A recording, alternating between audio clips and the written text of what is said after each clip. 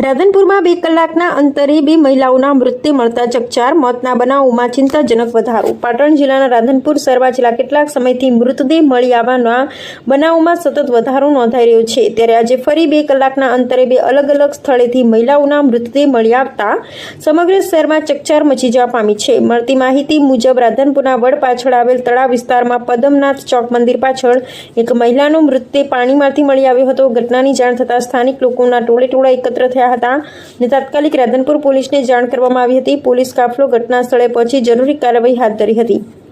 તે દરમિયાન બીજી એક યુવતી તળાવમાં પડ્યાની માહિતી સામે આવી. પ્રાથમિક વિગત મુજબ યુવતી રાણા સમાજની હોવાનું તેના પરિવારજનો તેમજ સ્થાનિક તરવૈયાઓ દ્વારા તેની શોધખોળ હાથ ધરવામાં આવી હોવાનું જાણવા મળી રહ્યું છે. યુવતી લાલબાગ વિસ્તારની રહેવાસી હોવાની પણ ચર્ચા ચાલી રહી છે.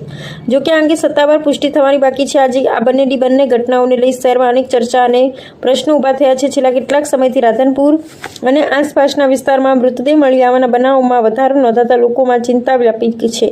પોલીસ દ્વારા બંને ઘટનાઓ અંગે તમામ પાસાઓને ધ્યાનમાં રાખીને તપાસ હાથ ધરવામાં આવી છે. મૃતક મહિલાની ઓળખ, મોતનું ચોક્કસ કારણ તેમજ અન્ય સંજોગો અંગે વધુ વિગતો પોસ્ટમોર્ટમ રિપોર્ટ અને પોલીસ તપાસ બાદ સામે આવે તેવી શક્યતા છે. રાધનપુરમાં 2 કલાકના અંતરે 2 મહિલાઓના મૃતદેહ મળતા ચકચાર. રાધનપુરમાં મોતના બનાવોમાં વધારો. એક જ દિવસે 2 અલગ ઘટનાઓ. તળાવમાંથી મહિલાનો મૃતદેહ મળ્યો. બીજી યુવતીની શોધખોળ યથાવત. રાધનપુરમાં ફરી મહિલાની લાશ મળતા લોકોમાં ચિંતા. તળાવ વિસ્તાર બન્યો ચર્ચાનો વિષય. પોલીસ તપાસ તેજ. રાધનપુરમાં મૃતદેહ મળવાની ઘટનાએ વધારી ચિંતા અને ચર્ચા.